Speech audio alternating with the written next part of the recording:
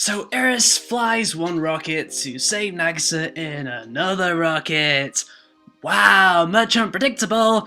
Anyway, we have finally reached the end of Classroom Crisis, one of the more entertaining anime of summer 2015, and this ending episode tied everything up pretty well. This wasn't a case of the final episode leaving way too many ends open in order to force a second season. There probably will be a second season now that everything has been established, but as I'm about to talk about in my full series review coming soon, I hope that the second season does improve on its characters, story, and concept, as let's face it, whilst Classroom Crisis is a fun anime, it's still very messy.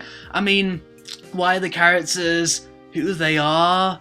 What genre is Classroom Crisis? So, in this final episode, Iris and Mizuki attempt to save Nagisa from his death, and Sarah finally delivers the special presentation to the corporation in order to save the classroom from being dismantled. Now, spoiler alert! Iris and Mizuki are successful in saving Nagisa, and the classroom become independent from the corporation in the end, and as a result of that, they end up with way more funding. So we see a mixture of predictable and unpredictable, which is, I guess, one of the better ways to end an anime. We know what's going to happen, but then something unexpected happens at the end, and all the character arcs, if you can call them that, conclude. I'm guessing Iris is no longer afraid of flying now, and I'm glad Angelina did not die from getting shot.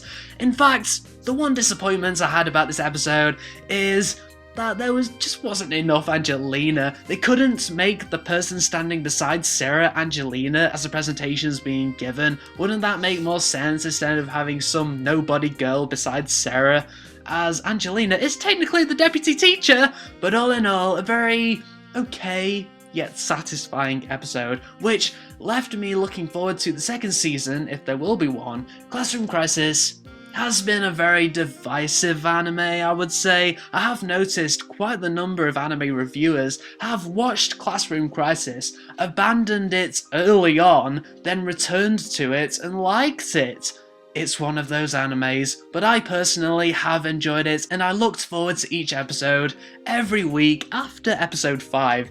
Yet, I'm not sad that it's over because, again, this is a very messy anime, but more about my thoughts on the entire series in my full series review, where I'll address my issues with Classroom Crisis and its divisive nature. But if you haven't seen Classroom Crisis yet, I do recommend it. Jump onto Crunchyroll and watch it, maybe from episodes 5 and onwards.